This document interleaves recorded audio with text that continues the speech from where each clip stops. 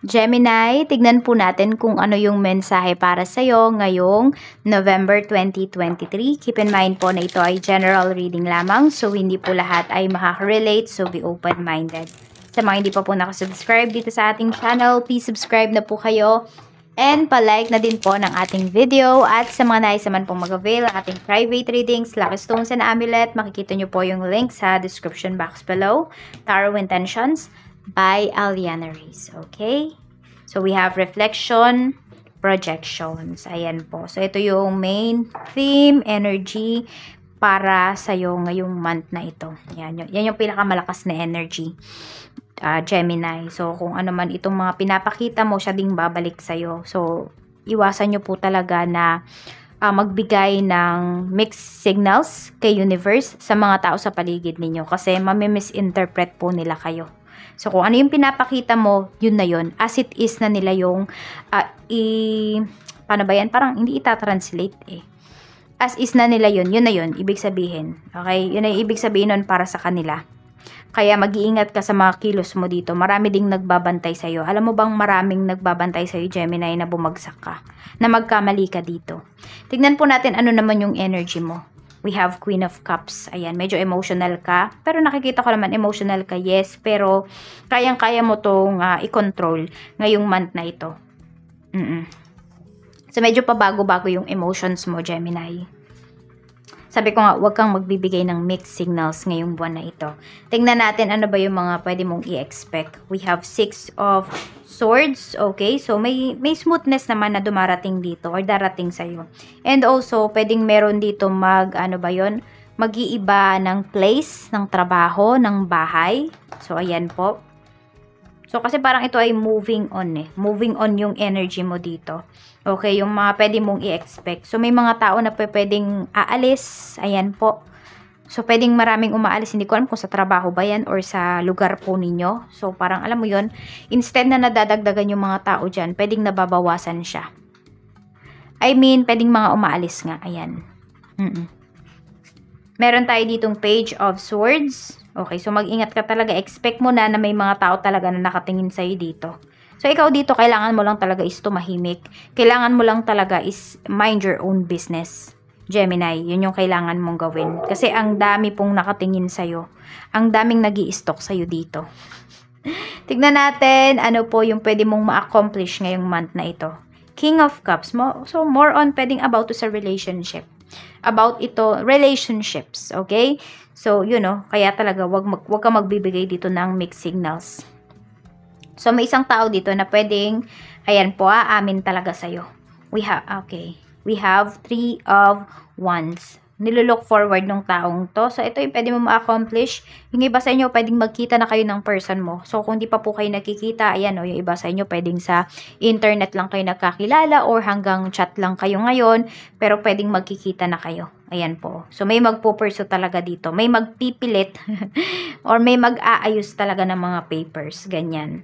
So, tignan natin ano naman po yung negative na pwedeng mangyari. Na pwede rin namang maiwasan. So, ito ay pagdating sa pera mo. So, how you handle your finances ba, Gemini, ngayong buwan na ito? So, medyo mag-iingat ka talaga. Okay, wag kang pabigla-bigla dito. So, pwedeng may mga impulsive buying ka. O may mga impulsive buying na mangyayari dito para sa'yo. So, ingatan po ang finances. Yan yung negative. Siyempre, kapag di mo pinag-isipan yung mga binili mo, mamaya kung ano-ano lang yan. Tapos, di mo naman magagamit. So, pag-isipang mabuti. The positive, we have 10 of Cups. So, meron nga dito ay mabubuo na po yung inyong family. Or pwedeng meron dito mabubuo na yung inyong pagkatao. So, kung may hinahanap kayo dito na family members, ayan po. Makikilala at makikita nyo na sila. Okay. King of Pentacles. Lumalabas talaga lagi dito is dalawang energy. Okay? So, could be your person or your asawa. Yun yung laging lumalabas dito kasi na energy. Kasi si Queen and King of Cups at saka si Queen and King of Pentacles mag-asawa yan. So, laging yun yung lumalabas na energy para sa'yo dito. More on about sa pag-aasawa. Ayan. So, meron ba dito? Or decision makings kasi ng dalawang tao. So, yan. Baka may magpapakasal po dito. Tignan natin.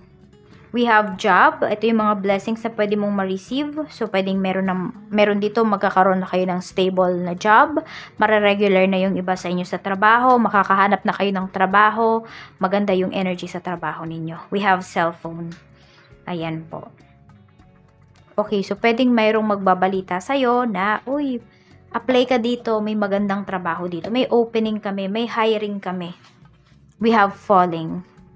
Ayan po. So, may sasalo po sa'yo dito. What I mean is, kung sino man tong taong to na talagang pinursu ka, sasaluhin ka niya. I mean, pinursu ka niya na mag-apply dun sa trabaho na yon, etc. So, parang siya yung bahala sa lahat.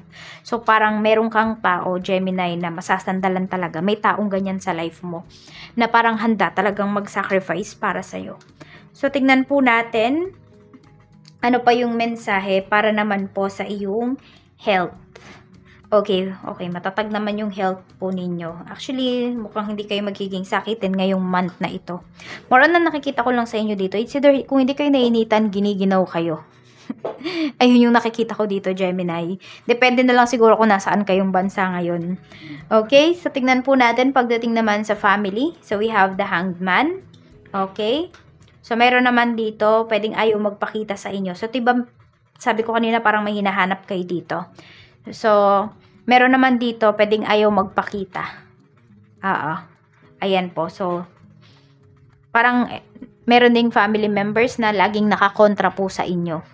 Meron naman tayo pagdating sa mga friends mo, we have 9 of Swords. Merong kaibigan mo dito na pwedeng ayaw makipag-usap sa'yo or parang pinipigilan kasi siya ng, hindi ko alam kung asawa niya ba yon or girlfriend niya ba or boyfriend niya na parang pinapaiwas po sa inyo. Hindi lang sa'yo, sa mga kaibigan nyo din. Sa co-worker mo, sa work mo, ayan po, Ace of Pentacles. So, may offer talaga sa'yo dito. Maganda po ito. Ayan, Ace of Pentacles. And also, nakikita na din dyan sa office ninyo yung value mo, Gemini. Or yung value mo, nakikita na din yan ng mga co-workers mo. Check natin pagdating po sa business. Knight of Swords. So, pagdating naman dito sa business, kailangan daw ay kayo ay mabilis kumilos. Ayan. So, tignan nyo yung mga emails ninyo, yung phone ninyo, baka ang dami-dami na pong mga requests, ang dami-dami na pong mga spam messages, mga message requests sa inyo na hindi nyo nakikita. Ayan, pagdating yan sa inyong business. Pagdating sa money, we have naman po Death card. So, ito ay bagong simula kasi. So, pwedeng ito ay pagbabago sa pag-handle ng finances mo or bagong pagkakakitaan talaga.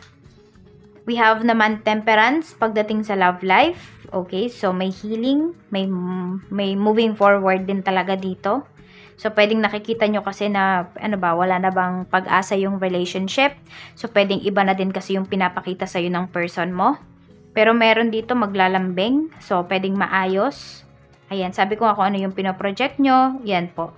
Ite-take yan as it is ng person ninyo or ng mga tao sa paligid ninyo. Kaya mag-iingat kayo, Gemini. So, ayan lang po ang mensahe para sa inyo ngayong November at magkita-kita po ulit tayo araw-araw dito sa aking channel. Ingat kayo. Bye-bye!